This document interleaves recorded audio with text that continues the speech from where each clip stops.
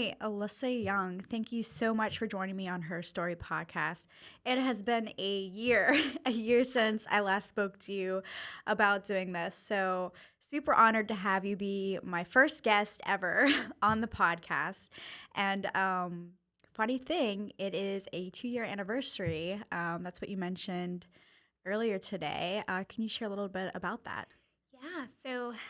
Yeah, it's such an honor to finally be doing this too. I know speaking, a year ago, there's been so much that's happened, but funny enough, I think when we were planning this, I really didn't realize it was the 2 year actually of my tumor removal from my left breast. They found they found a lump that didn't look so good. And we didn't really know that it was going to be as big of a deal as it was. And 2 years ago today, I got that baby removed and out of the breast, out of mind, Wow. for lack of better words. That's amazing. Wow. Yeah, and I just want to say, starting with you're a big businesswoman. You've started your own companies. I did. And so, yeah, we're going to go right into question one, which is about that. You founded and led several impactful ventures, including the Unlimited Refills blog and Couture Inc. Can you share more about this business? Yes. So Couture Inc. was formed from the idea of an executive supporting high-level executives. I knew I wanted to work alongside executives. I would say, from an early stage, I knew I always wanted to be a helper. It was always a passion of mine to help others, so it made sense. At first, I thought I was going to be a nurse, and then I learned very quickly that I don't like blood, so that wasn't going to work. But Couture Inc. was formed from, that standpoint of, I'm here, I want to walk alongside someone and help them to be able to grow. And that's what I've been able to do for the past, we are about 7.5 years in, which is amazing and so fun. And then the Unlimited Refills blog was formed from the idea of, we keep our coffee cups so full. What about our personal cups? And what does it look like to pour into ourselves while we're continuously pouring into others? Awesome. I love that. And we're going to talk about your early life and childhood a little bit. You mentioned that you considered being a nurse for a little bit before you realized you didn't like blood. Did you realize that while you were still a kid, or was it when you were a little older and you're like, you're going through nursing school and you're like, I can't do this? Yeah, so totally. So, I realized my fear of blood. Well, I wouldn't say fear. It's not that it scares me as much. It's just other people's blood. I'm kind of like, ooh, I don't know. But, the way that I grew up, my mom is a nurse. She is an incredible nurse. She's one of the best people in my life. And she worked in trauma, ICU. She worked in pre-op, pre-admissions, and she's finishing out her career as a very successful surgical nurse with daycare. And I was like, okay, my mom's a nurse. She's in that field where she helps others. My dad, he's retired law enforcement. So it made sense. Okay, he also helped others. Well, I know that I want to help others. I don't want to be a police officer. Mm-hmm. So nursing just felt like, okay, yeah, I'll do that. So I did. I got my associates, and I got my associates in the arts, and I got my associates in science. And then I transferred over to Galen. There's a private nursing school.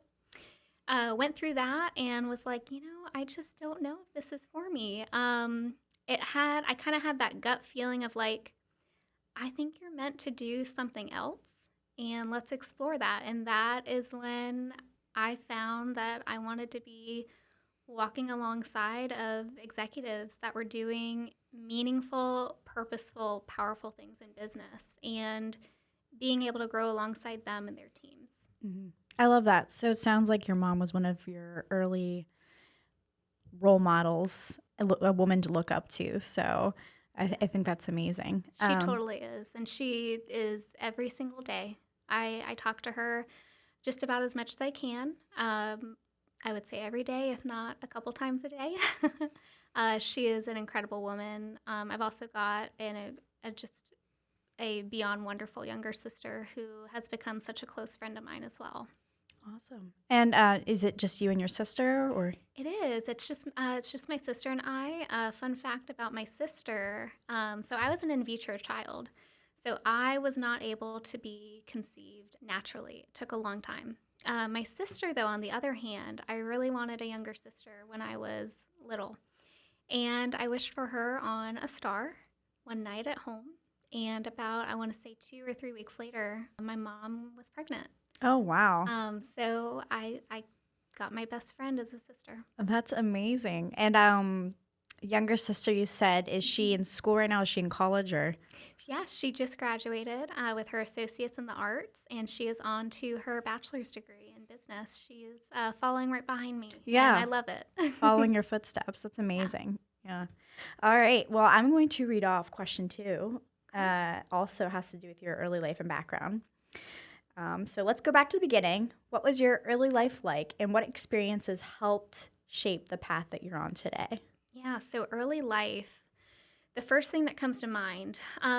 So in preschool, I was called the informer, which makes sense now, as my role as a chief of staff with a very established IT company that's countrywide.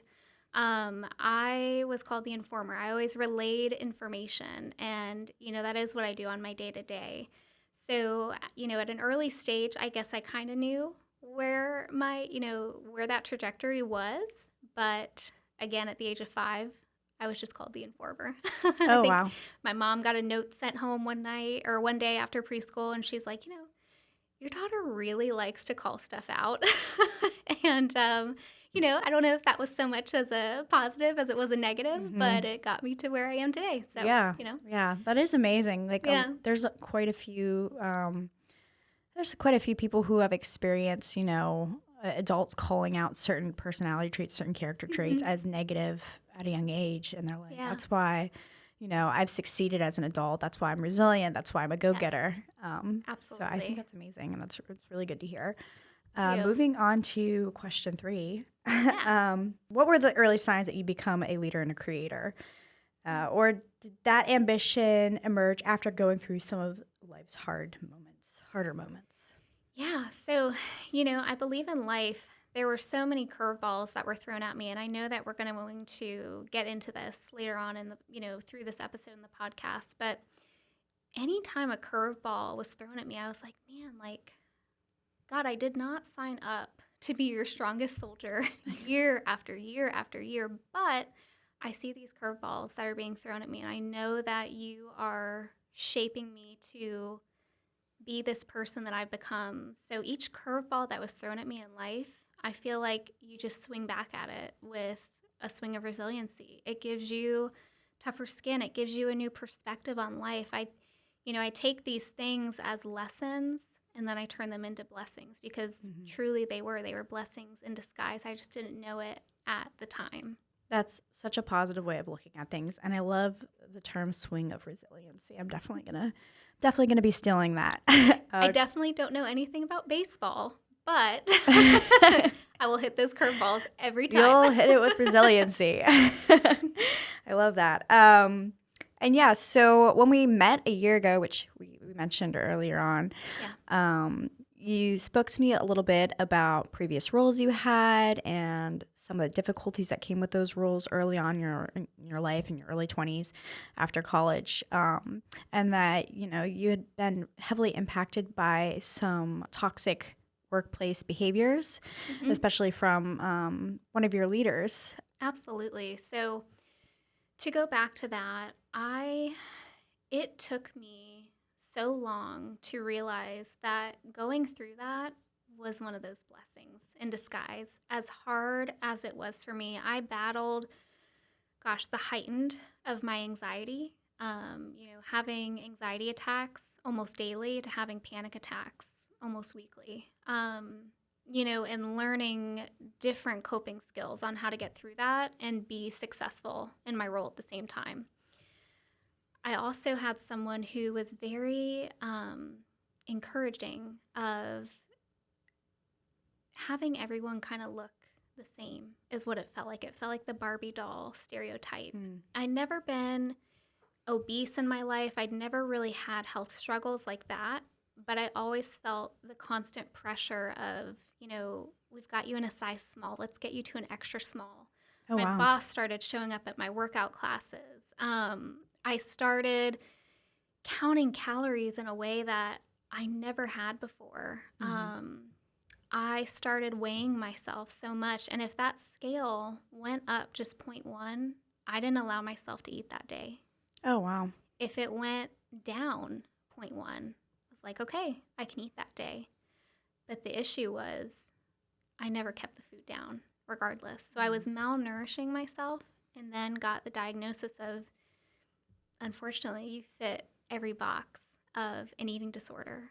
So that for me was really hard because in all these different scenarios, I was like, I never saw myself going through these things. Like, I remember the doctor telling me, you have an eating disorder. And I was like, no, I don't.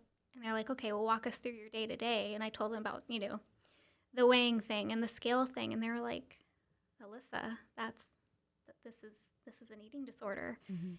And it scared me. I remember going through, gosh, what was it? It wasn't kidney failure. It was a kidney infection.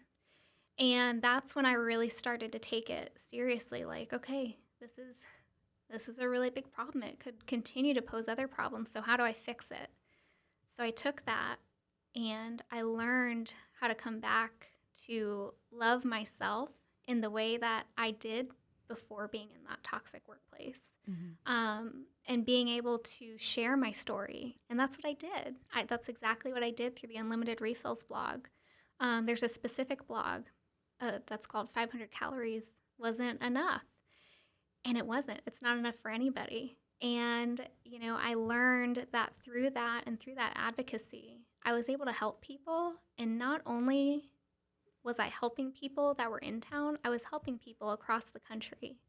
And it just amazed me to see how young it starts. And that's Mhm. when that true advocacy really began. And I started studying it a lot more. It actually starts as early as 5 or 6 years old. You think you're doing the right thing for your child by only giving them granola bars and the most nutritious things, but you could also be shaping them to go down a path of failure of, well, I guess I can't have that cookie, or I guess I can't have that bag of Cheetos because it's not healthy. Mhm. But what's really not healthy is depriving ourselves. And that's the hard lesson that I learned, but turned out to be my blessing in disguise to be able to help others. That's amazing. And did you see other women in the workplace also struggle with this because of this individual, your boss, basically? To my knowledge, I did not know of anybody else that had an eating disorder. Mhm. When I told my boss, and it was the same day that I did my resignation, I remember her grabbing my hands and her saying, I had a feeling. And I was like, man, but if you had a feeling, why didn't you say anything? Mhm. Why didn't you help me? And it was like, I look back on that and I'm like, well, that's when I realized sometimes, yes, there are so many people out there that you can reach out to for help. And there's a plethora of resources that I provide to my team to this day. But in the end, you also have to learn how to help yourself. And that was the lesson that I learned. Yeah, for sure. And I just want to touch on this a bit. Was this boss male, female? It's a female. Yep. Have you experienced it from both genders in the workplace, or? As a toxic workplace? Yeah, not Um, specifically eating disorders, maybe, but mhm. maybe just toxic workplace. So, I will say this. So currently, I do work beside a male CEO. And I will say I really like that dynamic. I think it's really neat to bounce ideas off each other. And it's also fun, having females on our team to be like, well, this seems like a female thing, so maybe we'll have you take the lead on it. Or, he'll be like, well, this is a male thing. I got it. Mhm. So, I definitely see that difference. But I have worked under incredible, incredible females. Shout out, it's actually one of my biggest mentors' birthdays today. And she shaped me again throughout my career into where I am today. I love Yeah. that you bring that up because it just goes to show how much influence you have as a leader and how negative it can be if you're a bad leader and how positive and how memorable you can be for someone, how you can like impact someone's life for the better if you're a good leader. Absolutely. That's why it's so important to constantly develop and shape who you are in your leadership style and really reflect on that. But yeah, thank you so much for sharing. Is there anything else you wanted to share about that experience? About the eating disorder and all of that? Yeah, eating disorder, all that, toxic workplace in general.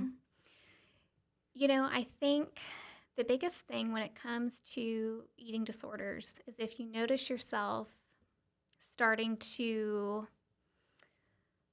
almost get laser focused on something that has to do with your body or the food that you're consuming, it's always good to take a step back and try to get, almost a bird's eye view perspective. I think that really helped me. There's a specific story, and it's so funny. It was years and years and years ago when I was experiencing this, and I was getting ready for a date, and my cousin knows I tell this story all the time because we were on FaceTime. And, it's getting ready for the date, and I was trying on outfits, and that's when it also, really sunk in. I was trying on outfits, and I'm, doing the whole thing where you're like moving in it, and you're leaning, and it's like, man, like Jessica, nothing fits me anymore. I'm just not going to go on the date. Nothing Aw. fits. And to be honest with you, I don't remember if I went on that date or not. It was so, so, so long ago. But that is one of the things that I I remember as a very funny thing. It's funny to look back at now. I was probably sad that Yeah. nothing fit. It was all too big, but that just means more room for more clothes. There you So go. as a female, that's another blessing in disguise. Positive I guess. resiliency swing on that. Yeah. Love it. But yeah, since we're on the topic of your health and we spoke and you said you're comfortable with sharing some aspects of that, you did say that you faced a major health scare recently. I did. Can you walk us through that season emotionally and professionally?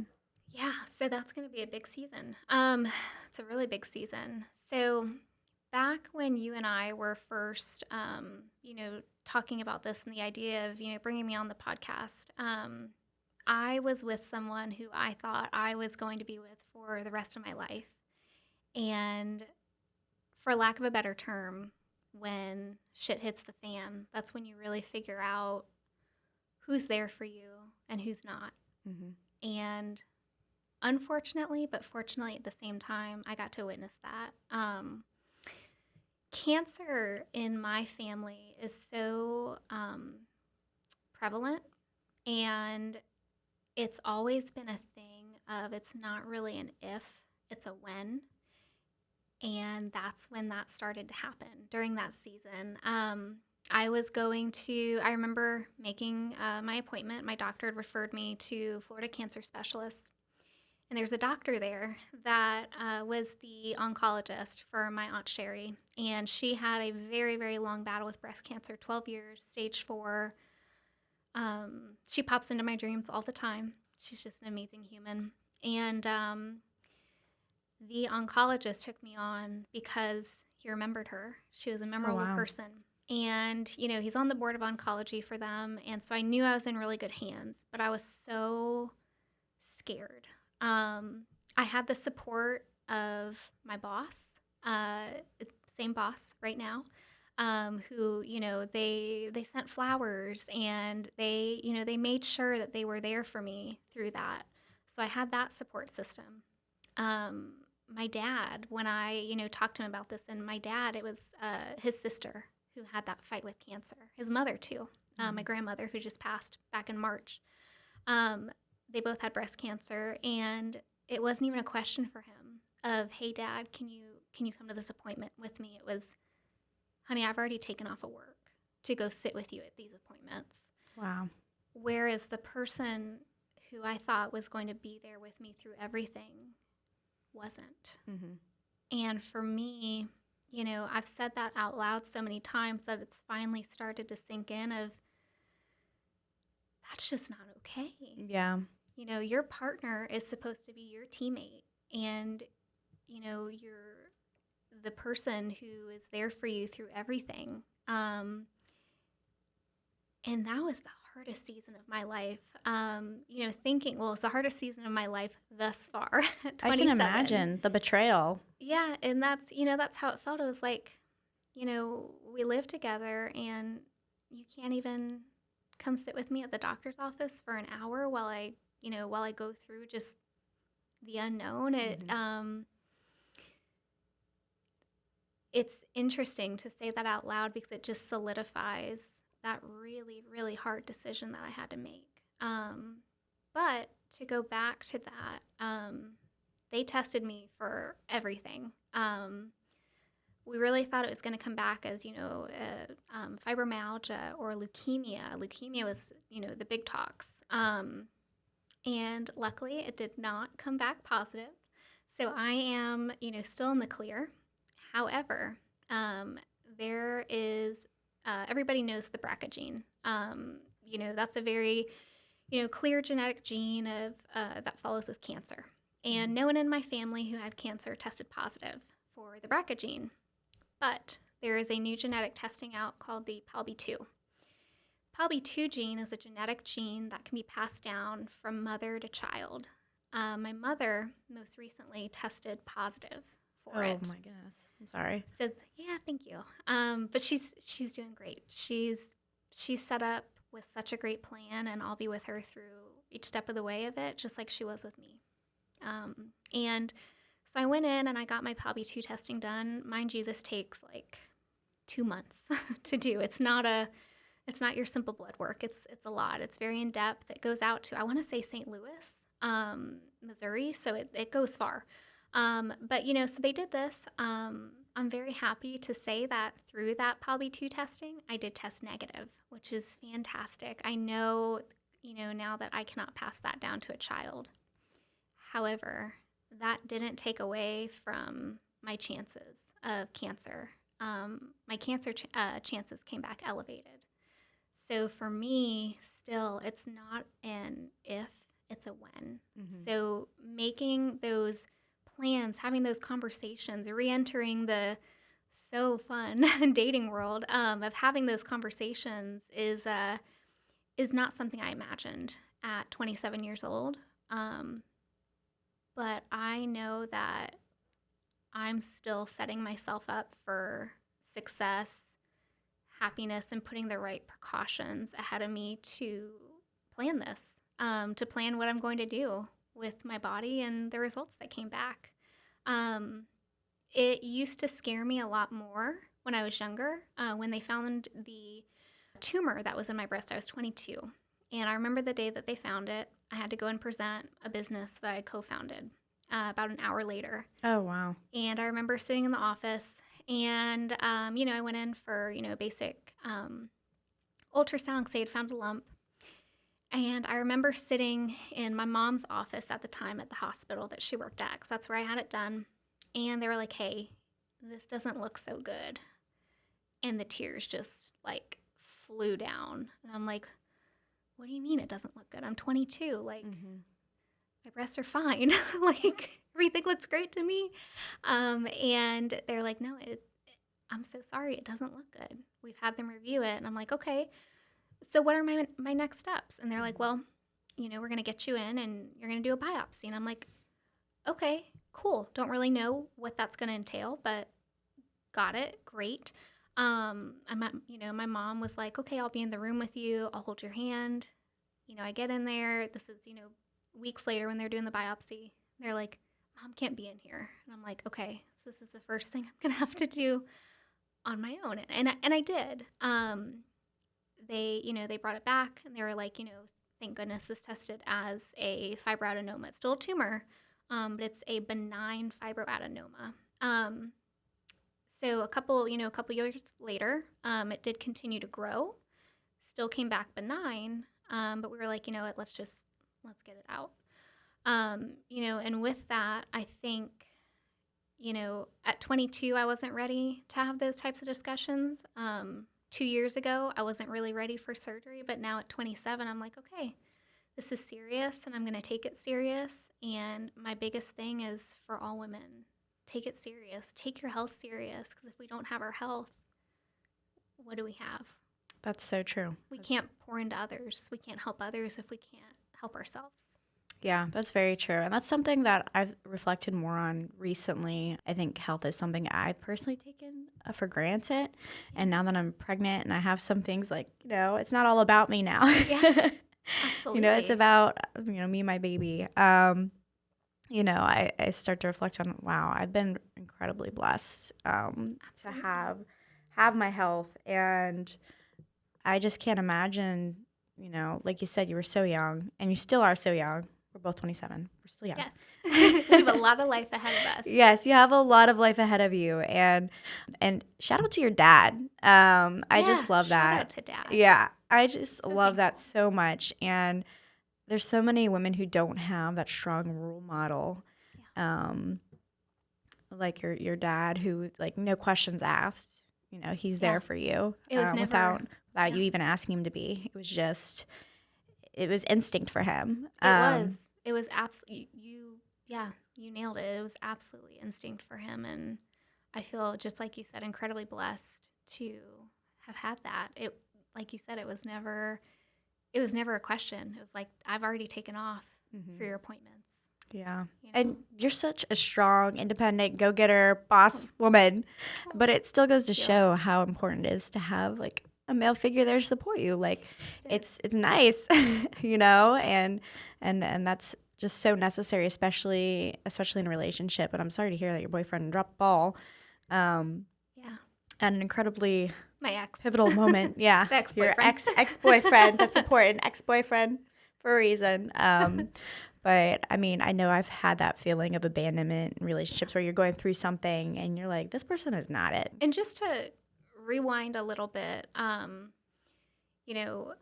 person I was with, we were together for, about 3 years. There were so many times where he did show up. And this is not to say that he was a bad person. He was just not the person that I needed. So I want to make sure that was said. He is not a bad person, and I will never say that about him. I respect him, and I think he will do incredible things in life, just like he is. But he was not my person. Yeah. And I realized that, fortunately, and again, unfortunately. I really like that you brought that up about how, maybe there's a woman out there who doesn't need someone who's holding her hand every step of the way, or but that's something that you want. And that's something that's, like, a priority on your list of, this is what my partner needs to do. And can we do it on our own as women? Absolutely. Mm-hmm. And I've done it, and I am doing it. Do I want to? No. Yeah. And that's my choice. Yep, for sure. I'm going to take the opportunity to transition to a book that you were telling me about. #1 bestselling, Slaying Tampa Bay. Can you share a little bit about that? Yes. So that was so fun. And to be fully transparent, I think I've told her this, Liam Clark. So she was the curator of this book. And when she slid into the DMs, I totally thought it was a scam. And I was like, no, like, I'm not one of the top 20 women in Tampa Bay. Aww. Like, how old was I? 20? Say 25? Yeah, 25. And I was like, there's no way. Because I'm always, what I've realized in my professional career, I'm always the youngest in anything I do, award, a conference, the book. And I'm like, this is weird. But I also have to remember to give myself credit to it. There are a lot of things that I've done, but I totally thought it was a scam, and it wasn't. She's done incredible, a lot of incredible books. She's actually going through and slaying we call it Slaying Tampa Bay. She's slaying the country right now, and she's amazing. But she curated this book of 20 powerful women that were leaving their mark on Tampa Bay, and it was something that I feel so fortunate to have been a part of. I met so many incredible women through it, and, watching it be a #1 bestseller was just so cool. Getting to have a book signing and signing people's books, and, being able to give those out when I do conferences, and it was so fun. It was so cool, and it was so nice to um, leave my mark on, a binded book and share my story. Because at 25, I didn't know the level of success that I would reach, but that almost additionally solidified it. And it was a really fun and cool experience that I'm really grateful I had. That's awesome. Something to add to the list is Yeah, the ribbon wall. a number one Trophy wall. best-selling author. Like, that's so cool. And it Yeah. was so fun, and it was just a lot of fun. Is that your first experience with contributing to a book? Or It is, yeah. And I've been, I have been asked to be a part of a few more. So stay tuned. Those may be happening. Part 2 coming out soon. Right? I did take a little bit of a step back just because, with my primary role as a chief of staff, with the company is called Hurricane IT Solutions. We are, nationwide, and that does take up quite a bit of my time. So I have taken a little bit of a step back, but I'm here today, and I'm happy to be, back in my element doing the fun things. Yeah, for sure. And since you brought Hurricane IT Solutions, can you tell me a little bit about that? Yeah, so we are a nationwide MSP company. We do all the IT, network solutions, IT solutions for a plethora of different industries throughout the country. Some of those are automotive, healthcare, real estate, law offices, schools even. It's really neat. It's almost one of those things where, you don't know what you need until you need it. It's often something that, I didn't realize, before going into that industry, how needed it was. I don't know if you saw on the news or not, but Victoria's Secret was hacked. Oh, Really? They had a total shutdown, and it's some of the same cybersecurity measures that we take as a company. So it just shows how vulnerable any company could be to cybersecurity attacks. Yeah, that's amazing. And what's your job title with them? So my job title is chief of staff. So I get to have this wonderful team to lead and grow and walk alongside them every day. And that is just another big, beautiful blessing in my life. I love it. Yeah. And, you're in a leadership position. So how has your negative and positive experiences kind of shaped you at your leadership style and how you lead your own team? Definitely. That's a great question. So, with that and being able to lead and grow and kind of, teach the team is, one of the biggest things I've learned is, and these are from mentors and books and everything that I've read, is taking accountability. That's huge. And not taking things personally. Because I realized at a young age, again, my cousin, I bring her up in everything. Jessica, I love you. I used to take things so personally. And I realized, at a younger age, that's what I always did. And I always thought it was an attack on me. But it never was. It was to grow me and shape me into who I am today. And if that's something that I can give to my team, that feels amazing. So that is a big piece of what I do on top of a million other things.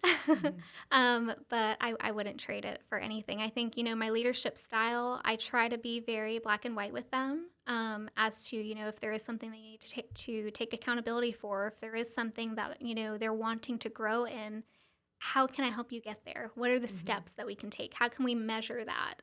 And that is something that I take so much pride in because I want them to succeed and go beyond what they think they're capable of, showing them that they're capable of this, and then what's that next step? Yeah. It sounds like you're creating an environment where people aren't afraid to make mistakes, but they will do better next time. Absolutely. Yeah. 100%. And they know that they've got the backing of not only the team, but the backing of their leadership, because the reality is we're human and we're bound to make mistakes. We are not robots. But being able to take accountability for that and learn from it is, that's the biggest lesson that you could have, Mm-hmm. because then you learn not to do it again, or you learn how to do it better the next time.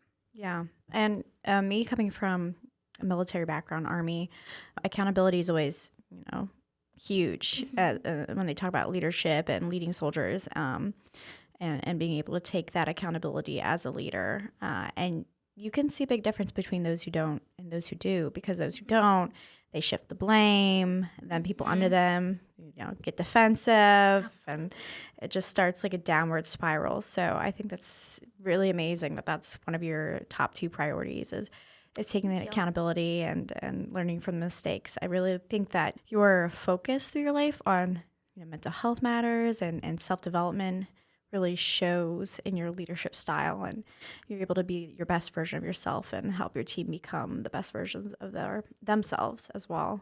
Thank you. Thank you. Yeah, that's, and at the end of the day, I hope that that's the way they see it too. I want to see them be the best version of themselves and what that looks like. It's not just a reflection of the company, it's a reflection of who they are as a person and who they want and aspire to be. And I want nothing more than that. Yeah. Yeah. And that kind of leads me into the next section of questions I'm going to ask you. It's about your philosophy on leadership and boundaries. So question 14. You've spoken out against hustle culture and now promote work smarter, not harder. What shifted that mindset for you? Yeah, so definitely. So hustle culture, it exists, yes. Does it exist in my world? No. I believe there's a big difference between hustle culture and working hard and showing up for yourself and others. And I've chosen to put hustle culture away. I used to do that to myself. I would work, it sounds crazy to say this, probably 60 to 80 hours a week. And I learned that that was not serving me mentally, nor was that serving me physically. And I have it's funny now, funny story to go into that. So I remember in one of my roles, I was a director of optimization for a nonprofit. And I had gone to a business meeting. And before that business meeting, for about, I would say a month prior, I had these quote unquote episodes, and I just called them sick episodes. Like I just felt sick. I was getting sick, whatever that looked like. And it was that day where I was going to meet with one of our big donors and the director of that nonprofit. We were going to go meet together with her for lunch. And I got to the lunch, and the director of the nonprofit was like, "Oh, how are you doing?" And I'm like, I'm doing okay, but actually, I think I'm gonna go to the ER after this, after our lunch, because something just doesn't feel right. Like I've just not been feeling good. I don't know what it is. Yada yada yada. Just a casual ER visit. Yeah, just a casual ER visit. And I remember her looking at me and just like her jaw dropping of like the ER, and I'm like, yeah, but don't worry, we're gonna make it through the meeting, like no problem. So she's just like, I think she learned with me. She's like, all right, well, I can't really tell her no. So we sit down at the table. I order myself a ginger ale because I'm like, my tummy hurts. Yeah, the classic sick drink. Right. And, get through the meeting casually. Like, I didn't even tell my mom. I was going to the hospital she worked at. I didn't even tell her. I just went to the ER, checked myself in, and I'm like, I don't know what it is. Like, I just don't feel good. My stomach hurts. Like, I don't know. Like, can you just help me? And so they check me in. Well, they get me back. They run some blood work, the normal tests. I'm sitting there and I'm on my phone. I'm looking at emails, which again, this is where the hustle culture really stops. Mm-hmm. They come back and they're like, hey, so we're going to take you back for, I don't remember if it was like a CT or some type of scan, right? Mm-hmm. Or an x-ray. I forget. Some type of scan where it showed my appendix. And so they take me back, and they do the scan. I come back. I'm like, I didn't really know what it was for, but they took me. And so I text my mom, like, hey, I think I forgot to tell you, but I'm here in the ER. And she's like, you're in the ER at Bayfront? And I was like, yeah, I just didn't feel good. And she's like, so you checked yourself into the ER? And I'm like, yep, sure did. And they come back. The doctor comes back. My mom comes to the ER. Doctor comes back, and they're like, hey, so your appendix is like really enlarged. And I was like, oh, well, probably why I've been feeling sick for a month. They're like, you've been feeling this for a month? And I Oh, was wow. like, yeah, I just kind of thought I was sick. Like, I don't know. And they're like, all right, so we're going to get you back for surgery tomorrow. Um, you're going to be fine. And, but we're taking your appendix out. And I'm like, okay, cool. Like, I don't know. Just a casual Like, surgery. I was like, all right, well, I've heard a lot of people get their appendix out. Like, I can live without it.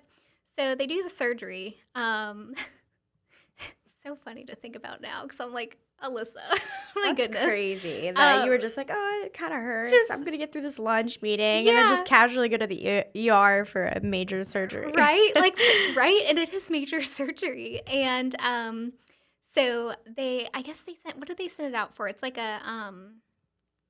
where they like review it. They take out the appendix and then they like review it. Come to find out, it was so enlarged that if it would have burst, probably would have died. Oh my goodness, Like, girl. It's pretty serious. Listen to your body. Right? So again, there is another blog out there that is listen to your dang body because if you don't, it will literally stop you. And that's what it did for me.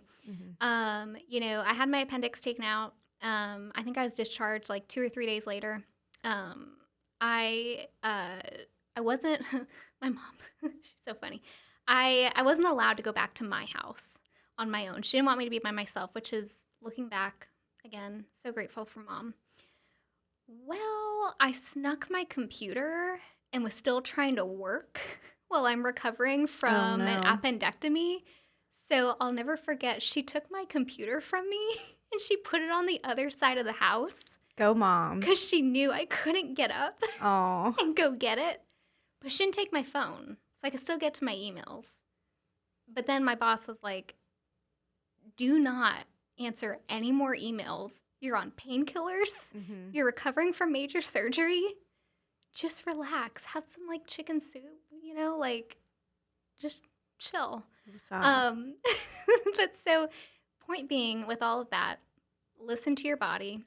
If you're sick for a month, do something about it. Don't just casually check yourself into the ER because, they're going to tell you what you don't want to hear.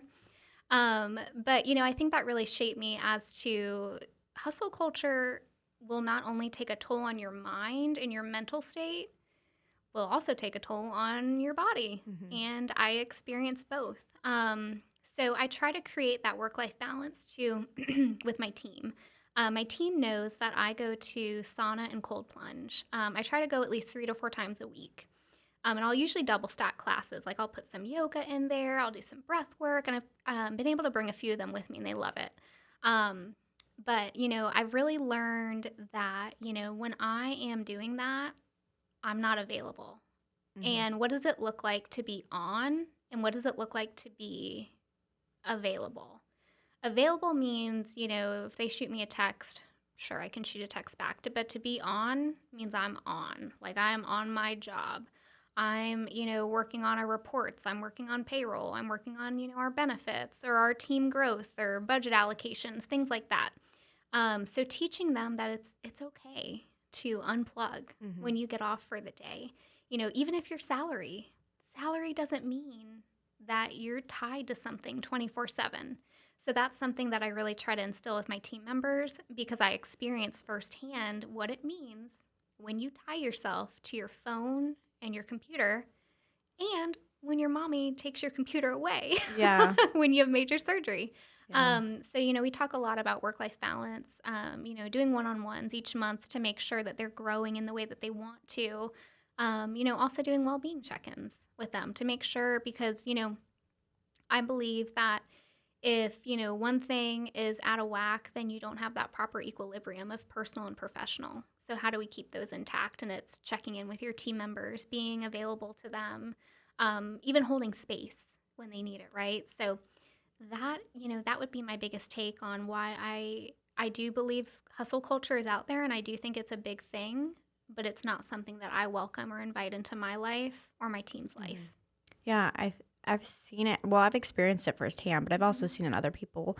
it takes a toll on you and your relationships, It your does. friendships, your significant other, your family relationships. And you don't really realize till you're so deep in the weeds what's Mm-hmm. happening, You don't. because you're just so focused on that end goal.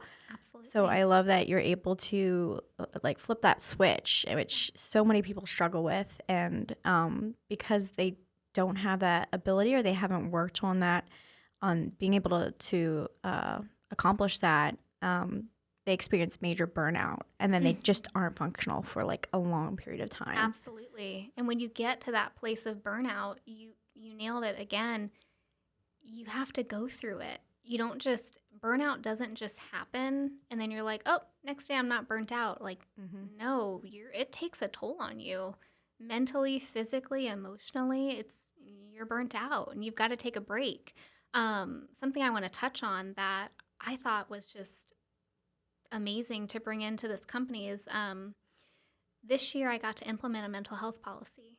And that gives our team members additional days to take throughout the year where it's not PTO, it's not counted against them, they are fully paid, but they're mental health days.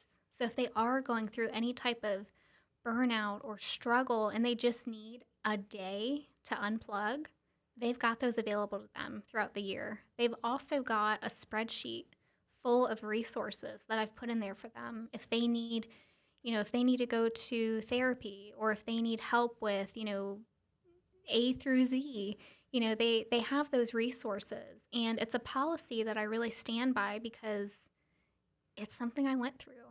And it's something that I hope my team members don't have to go through, but it's something in place that if they do, they have the resources. Mm-hmm.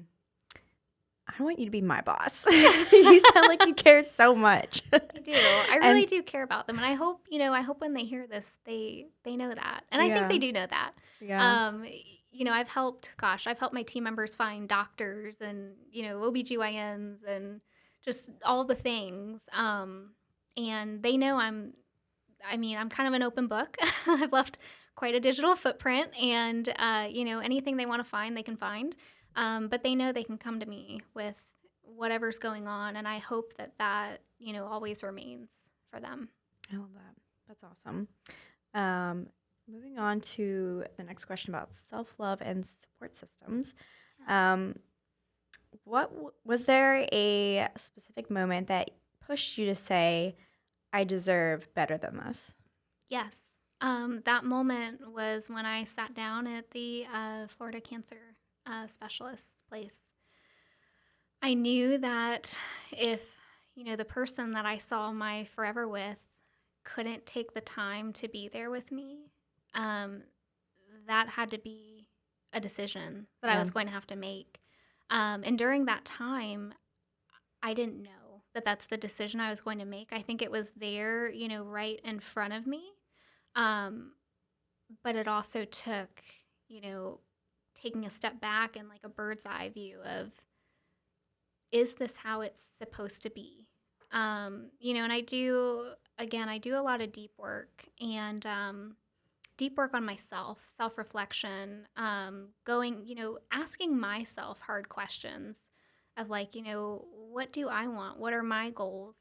Because oftentimes, what we'll do, especially in positions of leadership, is we'll put others ahead of us. And I will do that all day long. But at the same time, I have to remember that I'm a person too. Mm-hmm. I need to put myself, you know, at that rank of, just as important as them. And, for me, that was really my point of like, wow, the I have amazing, amazing, amazing supporters, but the person who is supposed to be my partner, my teammate in life, couldn't show up for me in that tough season. And that was really hard for me. It was probably one of the hardest decisions I've had to make because there is a lot of love there. Yeah. And that doesn't change. That Mm-hmm. takes a long, long, long time to go away. But that was when I knew that this is not what I deserved.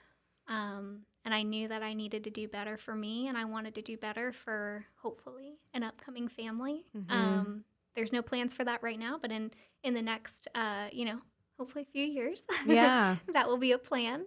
But yeah, that was that for me. I love that. And Yeah. there's so many women who I think, we were talking about this book before, but there's so many women that are going through that, oh my goodness moment. Mm-hmm. And they're just so afraid of letting go. Yes. I've experienced that. And you're like, you know what? If not for me, for my future kids, right? Absolutely. If that's what you want to do, if you want to have kids, if not for me, for my family that's seeing me go through this, Yeah. Or your and future self. yeah, your future self for sure. And that's just incredibly brave of you to be able to be so self-aware and strong to say, I deserve better. And that kind of leads me into another question that I have for you. What boundaries are non-negotiable for you now, personally or professionally? That's such a good question. I feel like I've put up so many. I've definitely put up, the boundary walls. A non-negotiable for me is somebody who has the same values as me. Somebody who values, strong communication, emotional intelligence, knowing that it's not me against them. It's us against a problem. It's always us against something else, not at each other. So that for me is a big boundary. That's also a non-negotiable on a personal level. On a professional level, a non-negotiable I have is making sure that as much as I show up for my team, I show up for myself. Mm-hmm. Because if I only show up for my team on that professional level and I stop showing up for myself, how do I continue to grow? How do I continue to grow the company that I'm with? How do I continue to grow within that company? And what does that look like? That is a huge non negotiable for me. But at the same time, you know, just like we've said before, I will always continue to pour into and grow my team because I believe, you know, that is what they deserve. That's what I believe I deserve as a person, and that's the same thing that I want to give back. And that Mm-hmm. goes back to the Unlimited Refills blog. Keeping our personal cup just as filled as our coffee cup. So we could think of our coffee cup as other people's cups, Mm-hmm. and then keeping ours just as full. I love that. You're really applying treat others how you'd like to be treated. Absolutely. For sure. And since we're running low on time, I want to reflect a little bit on your future goals. Yeah. So looking back at your journey, is there anything you would have done differently if you had the chance? That is such a great question. And I've been asked that question quite a few times. You know, there is nothing I would have done differently. And I probably couldn't say this a couple years ago, but I feel like I've gotten to the point where I can say there is nothing I would have done differently because I wouldn't be where I am today if I would have changed what I did in the past. Yeah. I think I had to go through the hardships that I went through to grow that thick skin, to have that resiliency that I've created within myself, to be able to show up for an entire team that's relying on me. I wouldn't change what I went through because I may not be the same person that I am. And to go back to your question on self-love, I love who I am today. I love the person I've become. I love every struggle I went through because it shaped me to be who I am today. And to that, I'm forever grateful. Yeah, that's amazing. So final question. Do you have any advice for women who are listening to this podcast? Women who want to hear our stories as women and how we succeeded. And maybe they're going through the ups and downs themselves right now to get to their end goal. What word of advice do you have for them? Yeah. So life, both personally and professionally, is always going to be mountains and valleys. It's so easy when you're on top of that mountain to see just the beautiful scenery around you, but it's hard to see that in the valley. But I think when you're in the valley is when the most growth and the most strength you develop happens, so that you can continue to climb and get back up to a mountaintop. So don't discredit the valleys. Credit them more and continue to climb. Keep going, and at the end of the day, life is meant to be lived. So live it full, live it scared, and find yourself on the other side. Find yourself at the top of the mountain. I love that. And that's perfect. That's perfect for episode 1 of Her Story podcast. So, Alyssa, again, thank you so much for joining me and for being my first guest. And it's very coincidental that it happens to be your 2-year anniversary. It is. Absolutely. From your surgery. So, again, honored. And yeah, I think that wraps it up. Thank you. For everybody who's viewing and listening in, remember to follow Alyssa on her Instagram. I'll have it listed at the bottom of the screen, and her blog and everything else. So, yeah. Thank you. It's been a pleasure. Awesome.